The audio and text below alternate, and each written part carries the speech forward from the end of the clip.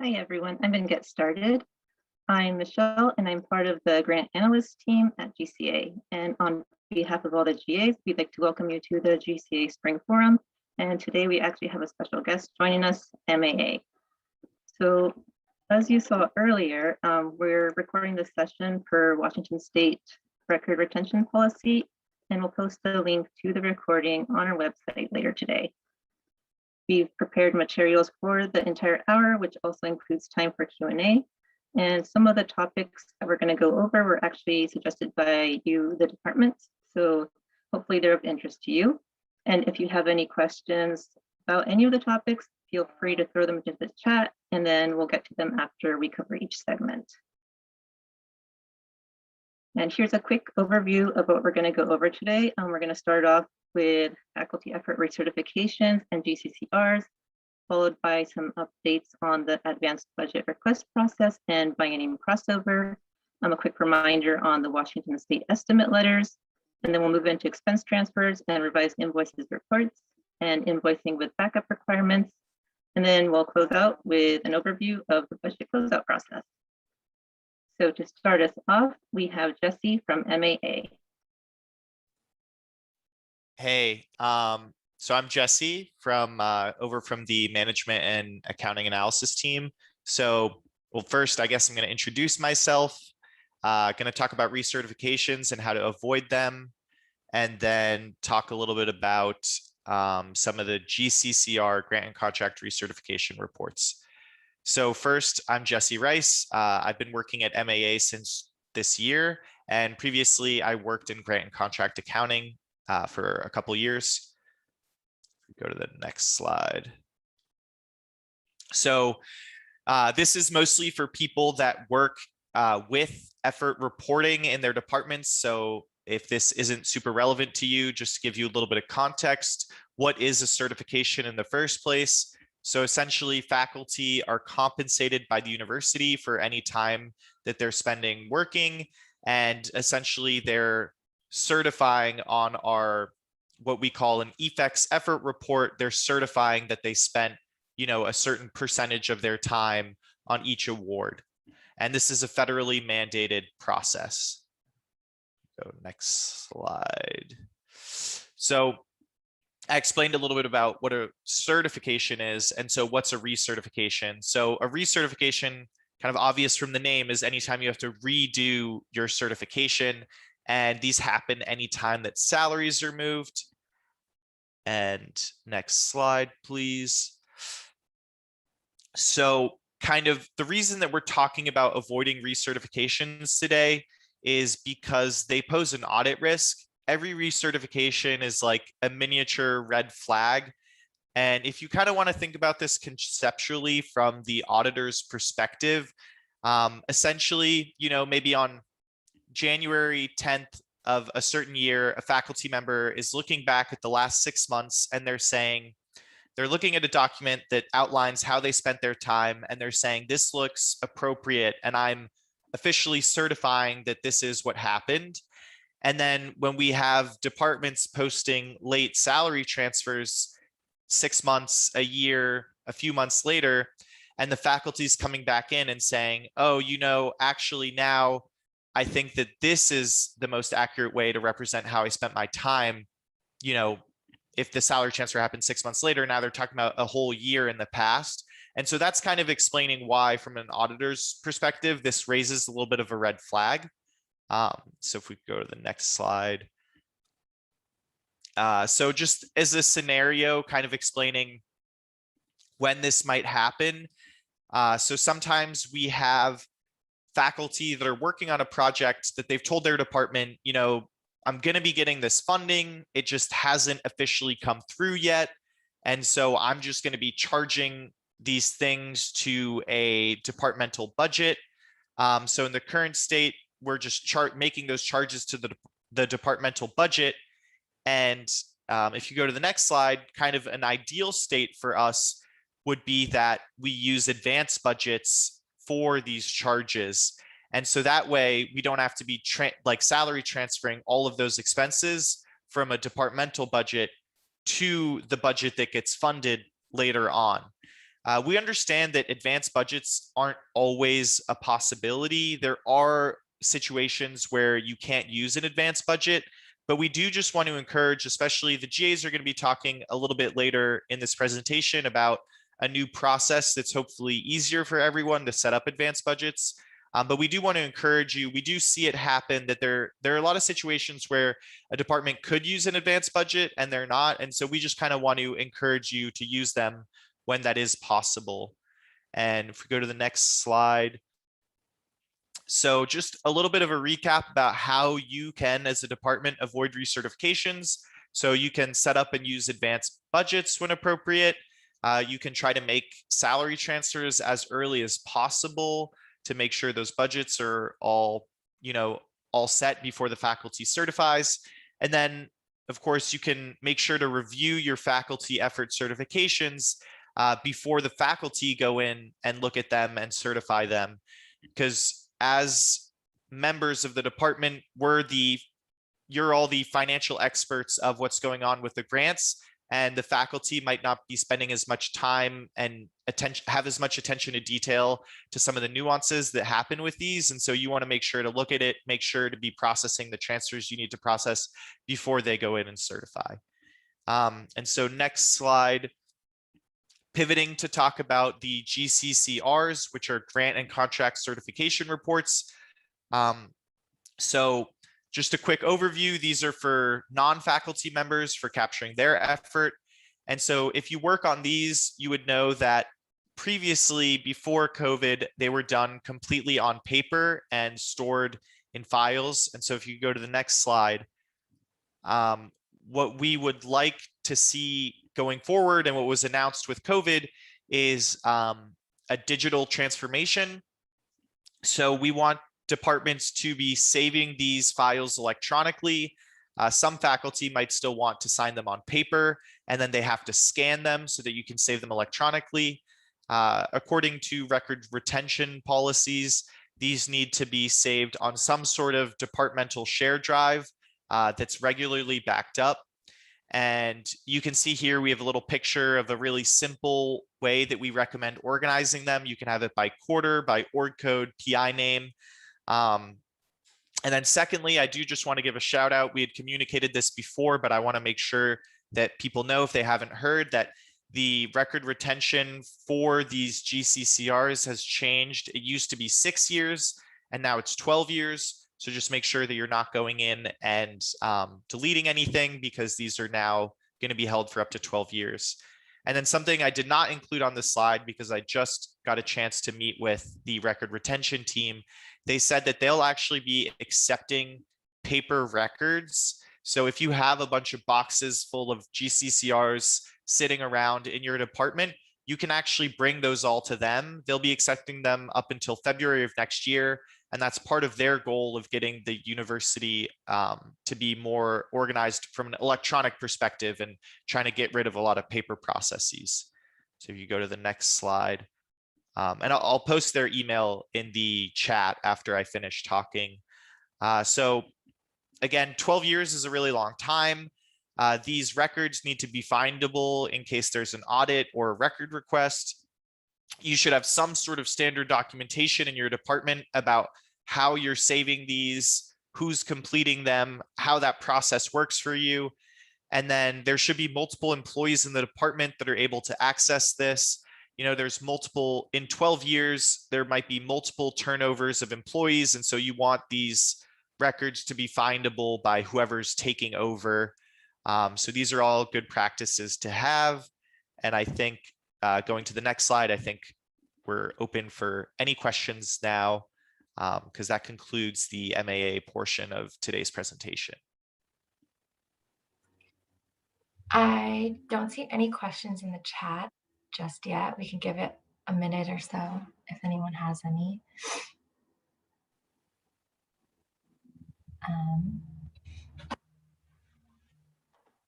If not, it's okay. We can move forward. If you do have questions, feel free to put them in the chat at any time. Yeah, thanks. Okay, so next I'm going to go over the process update for the advanced budget request.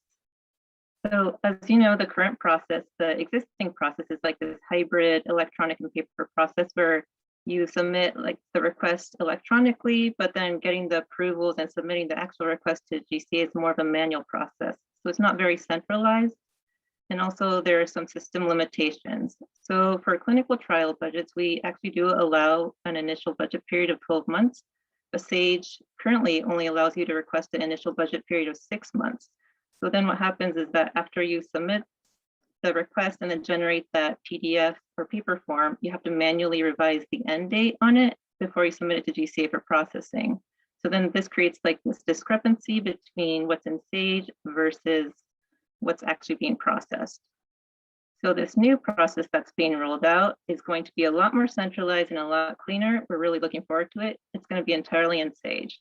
And this also addresses that previous discrepancy. You can now request an initial budget period of 12 months, which we are super excited about. So some additional features that we're aware of is that the approval flow is going to be similar to the EGC1 approval flow. And the cool thing about this is that once you go through all the approvals, it gets automatically routed to GCA. And if it just so happens that you need to make some edits, we can actually just return the request to you in SAGE, and then you can make those edits and then send it right back to us. And there's no need to like, I don't know, do these manual edits on paper like you were previously doing. Another feature that we're really looking forward to is attachments feature. So previously, like if you had cost share, then you'd have to submit a addendum with your advanced budget request. But sometimes, you know, you might forget to submit an addendum with your advanced budget request. And then we just, you know, follow up with you, like say, hey, can you give us the addendum? But now you could attach it directly in SAGE. And also if you indicate that there is cost share with your request, you won't be able to submit the request until you attach the addendum. And then third, you can request sub-budgets if it's an advanced renewal budget and there are sub-budgets on the current budget. So I think SAGE will display the existing sub-budgets, and then you could like select which ones you want to be renewed, and then it all gets rolled into that same request and then forwarded to GCA for processing. So a general overview of the timeline. So as of Monday, you can no longer request new advanced budgets through SAGE. But if you have any outstanding requests where you just need to get the form over to GCA, you have until I think 3 p.m. on Friday to get those over to us so we can get those processed for you before we're locked out of the advances in SAGE. And then the new process will roll out on June 9th. And then right before that, Forrest is going to have a demo and Q&A session if you have any questions about the process, and then you'll also get to see what the new system looks like. And I think more details should be coming out about that soon. And just finally, I have a link here that goes over the new advanced budget process that also includes some Q&A, I believe, and then just additional reading on the general advanced budget process in case you're interested. Do you have any questions? I don't see any questions in the chat. All right. Okay, moving on, we have the Biennium crossover update by Susan. Hello, I just want to go over some of the things we're getting ready for with the new Biennium. We did talk about this a lot more in our previous forum, and I encourage you to go back and view that on our website if you haven't seen it already or want a refresher. But just as a quick reminder, State of Washington bienniums cover 2 fiscal years from July of an odd year through June of the next one. And they're named after the year we begin. So we are in the 2019 biennium now, and in July, we will be in the 2021 biennium. And part of biennium crossover is that the expiring biennium's records are closed and new records are opened. And this primarily applies to state budgets, but the process does impact all university budgets, including sponsored projects. Next slide. So here's some useful links, and we will be posting these slides to our website as well. My Financial Desktop and Finance Office have a crossover page and a crossover calendar, which is a useful source for all the deadlines and dates as we're going through this process. And that third link for procurement services, I really encourage you to take some time and watch it. I think it's about a 20 or 30-minute video. And I had a look at it and was wishing I'd had a resource like that when I was a baby UW employee back in 1999. And it also goes over a lot of the dates for specific types of transactions or transfers. And those are something that's useful regardless of what kind of budgets you're managing, whether they're grant budgets or other UW budgets. Next slide. So one of the biggest pieces that we deal with at GCA that may have an impact on you is interim reports and invoices. Interim reports and invoices for periods ending June 30th are generally due before month 25, and that's that second June that's part of the biennium closeout is completed. And to meet a sponsor deadline, GCA sets a date in the first week of July to treat as the end of June for calculating transactions in which should apply. And this year, that date is going to be Tuesday, July 6th, 2021. And so these invoices and reports will not include month 25 charges, though they will ultimately show up as June charges in MyFD. It will, however, include any July charges that fall on or before the cutoff date. And see, there's a little typo there. That should say it should ultimately show as July charges in MyFD. Sorry about that. With monthly invoices, the sum of the June and July invoices should match the June and July MyFD transaction summaries. So if you need to provide backup to accompany our reported invoice, you will need to use this end date as well for your calculations. And you can get to this through the BI portal, which is under Decision Support in MyFD's More Systems menu. Next slide. Here's just a little bit visual of where you would get to that in MyFD. Next slide. And then you would go into the variable reporting period transaction summary and click on Run Report. Next slide. And you would fill out the form as follows. You would enter JUN June 2021 to get everything that posted in June. And then you would use July, I thought I corrected that. It should be July 6th, 2021, not July 5th. And you want to include children budgets, so you'll get any sub budgets that are part of your report. Next slide. Okay, here's another big piece we really want to emphasize that was not brought up in our earlier forum. It's the impact that the biennium crossover can have on budget extensions. So any budgets that are in status 4 as of June 30th, 2021, and don't have a purge flag turned on will be purged at biennium crossover. And so basically they will kind of disappear from access. And you can check your budget's profile in MyFD to see if the purge flag is on for your budget.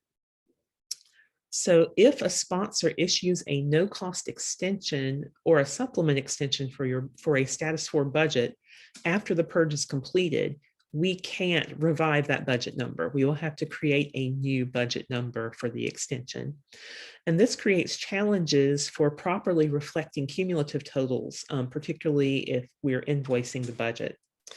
So if you have a budget and it hasn't been extended yet, but you anticipate it's coming and the end date has already passed, please notify GCA and OSP no later than June 30th, 2021, because then we can flag the budget to exclude it from the purge. Next slide. Any questions? I don't think There's no questions. Okay. Thank you.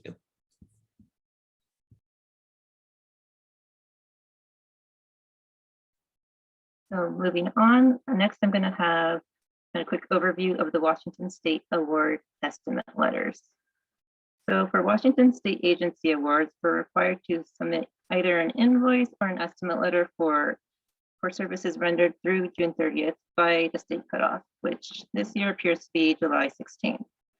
So given how our month close doesn't align with the state deadline, for a lot of these, we're awards, we are required to prepare an estimate letter that indicates how much we are planning on invoicing for June. So then this way, the state agency can encumber these amounts for when we do issue the actual invoice. So some things to expect. You might, if you have a Washington State award, you might get an invoice or estimate letter request directly from the state agency. And if you do, forward those on to us. And our invoicing team will also be reviewing the Washington State awards that we have to determine which ones require an estimate letter. And if there are awards that require invoicing details from you, then we'll reach out to you via grant tracker. So just on this note, please make sure that you have contacts set up on your budgets and grant trackers so then you receive these notifications. And for these requests, we're asking that you respond to our grant trackers by June 30th. So then this way we can get everything mailed out by July 9th. And just a friendly note that any expenditures that aren't billed or included in our estimate letters, there's a possibility that they won't be reimbursed by the state. So it's kind of important that you get that to us on time. Any questions? No questions. No questions. All right. Moving on to expense transfers and revised invoices and reports by Azalea. Hello. Okay, next slide. Okay, thank you, Michelle. So we often receive requests for revised interim invoices or reports from departments because they just processed some transfers and they want it reported to the sponsor. The problem is the interim invoice or report that you want revised covers a period that is already closed in the UW system, and the transfers occurred in the current open period. Sometimes these requests come from the sponsor asking if transfers that show on a current invoice can be reported in the month they incurred, and so they ask for two different revised invoices. So the answer to both of these questions would be no. Next slide.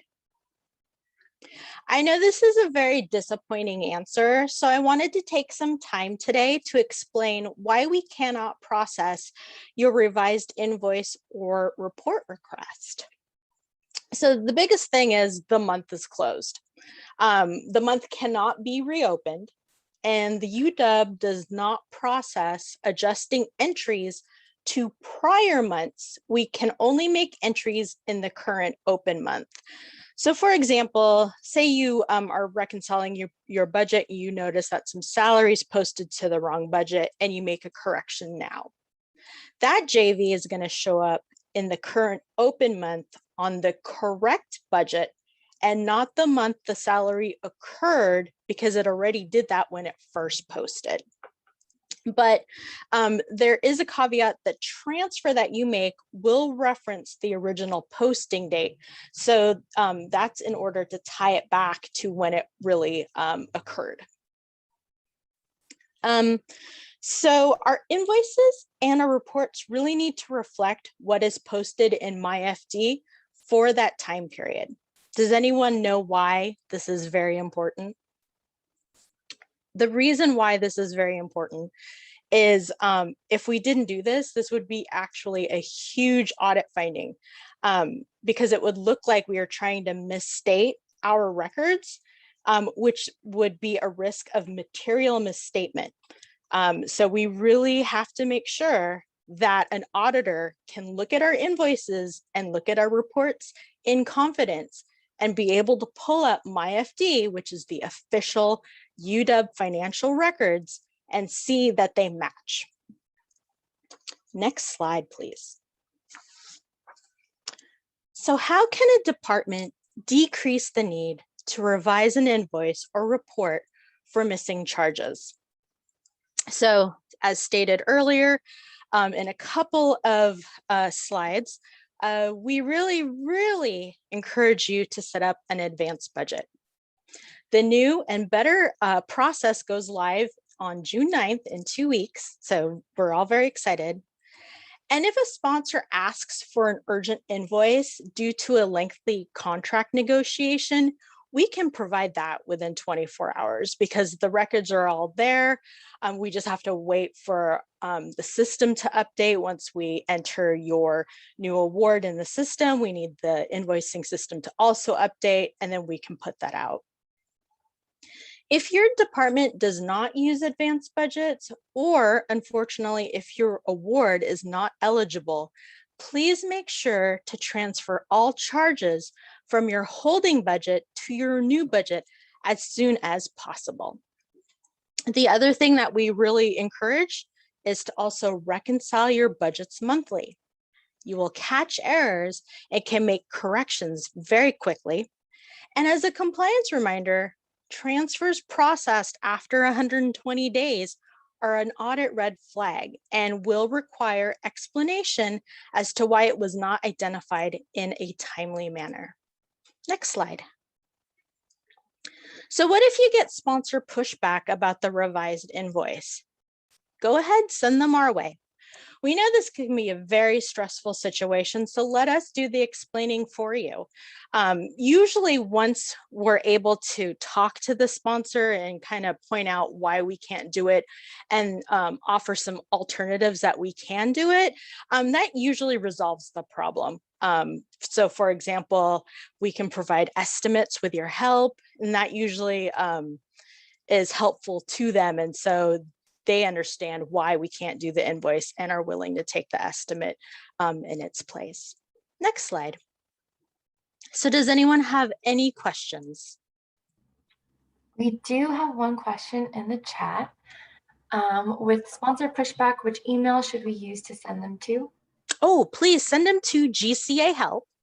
And you just let us know. It's like, hi, please see email trail below. We've tried to explain why we can't do this. Can you please help? And we're ready to jump in and respond to help you out. Thank you. And then we've got one more other question. How does posting date impact a closing budget when some types of expenses, specifically Pro Card, always post in the month after the expense occurred? That is an excellent question. So this is geared more towards interim invoices. You really want to be careful.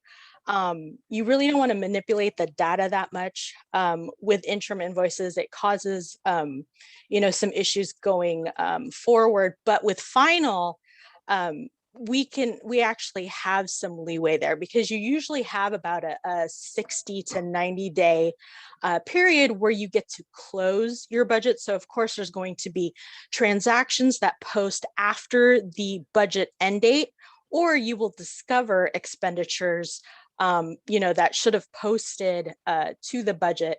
And so again, you'll have enough time to be able to make those transfers before your final invoice and your final report, granted, as long as you do this before the final action date. So hopefully that helps. I don't believe we have any other questions, Atalia. Thank you. All right, moving on, we have invoicing with backup requirements from Liz. All right. Hi, everybody. So this is a topic that's coming up because there's sometimes a disconnect about who's going to be submitting the invoices. A large majority of invoices are sent by GCA and they don't require anything additional, but there are a small handful that do require that backup documentation that needs to be submitted along with the invoice. So backup documentation are things like travel receipts, receipts for equipment, supplies over a certain dollar amount. And then we also got sponsors that do like to see expenses or timesheets broken down by task or project. And so this is information that only your department will have. So in cases like this, we do require assistance before we can move forward with the invoice. Next slide. So why is this important? We found sometimes that invoices that do require backup documentation aren't being submitted to the sponsors. So what happens is the invoice gets generated, a grant tracker notification goes out to either the PI or the department contacts, and then nothing happens. The grant tracker note is either missed or it doesn't go to the right contacts, so the invoice never gets to the sponsor. It's hard on our agent and receivables team because they don't have any way of knowing that this invoice never made it to the sponsor. And so they will move forward with their process and send out a delinquent notification, which confuses the sponsor because they've never seen it before.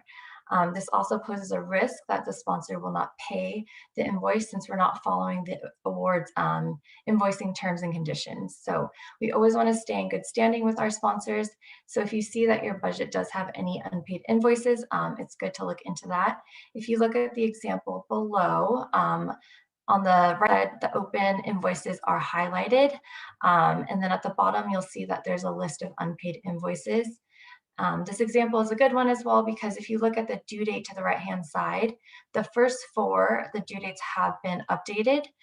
So what this means is that the department has learned that the invoice never went out, and then they sent it out, and then they let us know, so we were able to update that due date. And this just prevents the delinquent notices from going out, and then also gives the sponsor the 30 days to pay the invoice. Next slide. All right, so how will you know if you have a budget that does require any of this?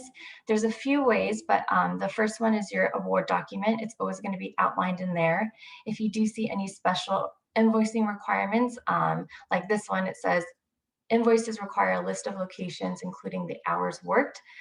You'll know that you do need to provide that to us before we can submit the invoice. Another way is you guys are probably, or some of you are probably familiar with this grant tracker. This notice just asks you to review the invoice and then either provide the backup to GCA so we can submit, or if you would like to submit it yourself with your backup, you can also do that as well. And then the third way, it's a newer way that GCA is starting, is we are putting a note in the funding actions. So when we process the funding actions, we will tell you if your invoice does require backup or special handling. And then we'll also tell you where in your award document this is written so that you guys can review it as well. Like Michelle had mentioned earlier, it's important to keep those campus contacts updated in Grant Tracker because this is our main form of contact with any budget related activity. So we just ask that you always keep those up to date. Next slide. And then can you opt out of this? Yes, you can. If you don't believe that your invoicing requires backup, or you don't think that your budget falls into this category, yeah, please let us know. If you've discussed it with the sponsor and they've decided that backup documents are so infrequent, or they'll reach out to us whenever it's needed, that's fine as well. Just let us know, and then we will review what they said, and then we will turn the invoicing over to us, and then GCA will do the direct billing. Next slide. Are there any questions about this? I don't see any. Thank you. All right, moving on, we have Closeout 101 with Austin. Yeah, I will be providing an overview of closing budgets at GCA. So I want to start with GIM 39, which is our university policy that provides guidance on the closeout of sponsored programs, which would be budgets managed by GCA. When we set up a budget, it's assigned a final action date, which is based on the earliest closeout document due. So like a final invoice or report, or maybe the end date if the budget doesn't have a final financial document due. And so this date should be considered the last date that your department can make changes to the budget. So after this date, the budget closes status 3 and it's in the hands of GCA. A few things to consider before GCA closes the budget. Does a final report or invoice need to be sent? Is there unmet cost share? Have all payments been received from the sponsor? Or is there a balance that needs to be dealt with, such as a deficit or overpayment? And per GIM 39, budgets must be closed to status 4 within 120 days of the award end date. So we need to address all of these issues within that time frame. Next slide. So at budget setup, GCA enters the due dates for the final documents we're responsible for into the financial system. And these are typically final invoices or financial reports. Like I mentioned previously, these due dates drive the final action date, and having the final action date established ensures that we have enough time to complete these documents prior to the sponsor's due date. It's important to be aware of the final action date and notify GCA before this date if expenditures will not be final. If we are not notified, it can be assumed that we've started the budget closeout process, so changes such as transferring expenditures on or off the budget, should not be made. If the budget does not appear to have any issues, we'll automatically proceed with closeout. So it's important that if you know of any issues, you notify GCA as soon as possible. Because if a budget needs to be reopened after the final action date, an audit justification must be provided and GCA manager approval is required. Next slide. So as part of our standard process, we reduce the award amount to match total expenditures after submitting the final financial documents or after the final action date if there aren't any documents required. This transaction is entered in the 3899 object code.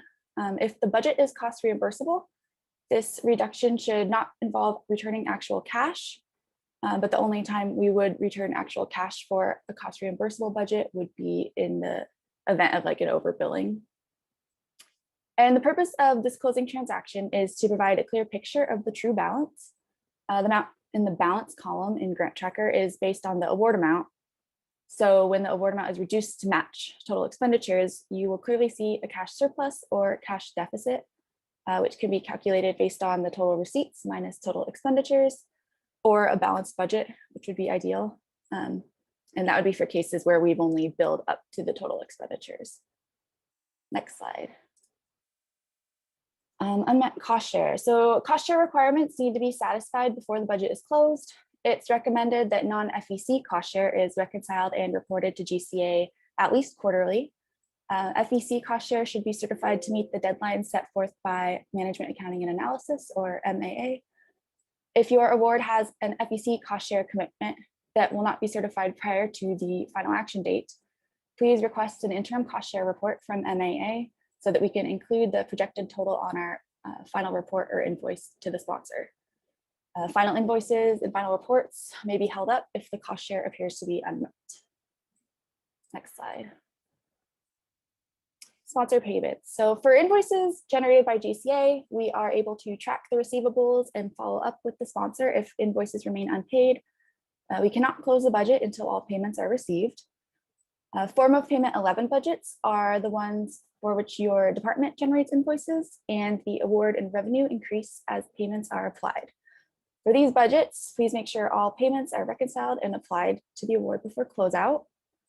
Budgets need to be in status 1 for us to apply funds if they're form of payment 11. So if the final action date is approaching and you know of an incoming sponsor payment, please let us know ahead of time. Next slide. Disposition of balance. So if your budget has a deficit, it will need to be moved to an allowable non-grant budget as soon as possible. This may be requested via Grant Tracker note, or you may use the deficit transfer tool in Grant Tracker. This picture is a little example of what you would be looking for to use that tool. Please note that if you need to transfer the deficit from a sub budget, or if you want to transfer a deficit to multiple non-grant budgets, you can't use the tool, so you'll have to send in a manual request via Grant Tracker. And if the budget has a surplus that your department is allowed to retain, it will be transferred to your department's fixed price surplus account with the nearest F&A rate to the closing budget. If the surplus is more than $1,000 and a fixed price surplus account does not exist within 10% of the closing budget's F&A rate, you may request a new fixed price surplus account. If the sponsor requires the return of unspent funds, or we have overbilled on a cost reimbursable award, we will move forward with refunding the sponsor as soon as possible. You may have noticed that GCA is much faster to act on deficits and surpluses. Some of you may remember a few years ago or more when we just didn't have the time to circle back around as often.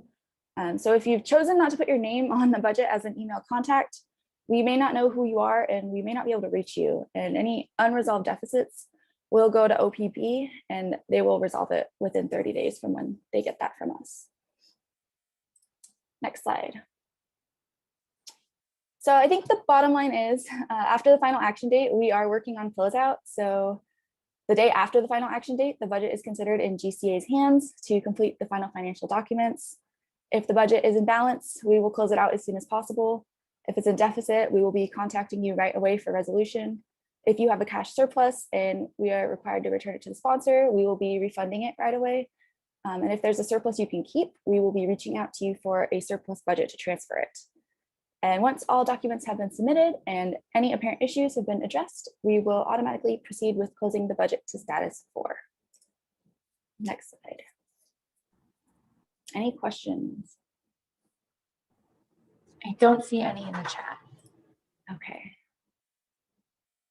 All right, so that's actually all we have today, but if you have any questions, you can always reach out to us.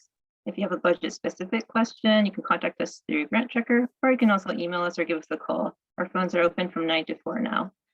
And shortly after we end this forum, I'm going to send out a Catalyst survey just to get your feedback. So if you can respond to that, that'd be great. Okay, thanks everyone for attending.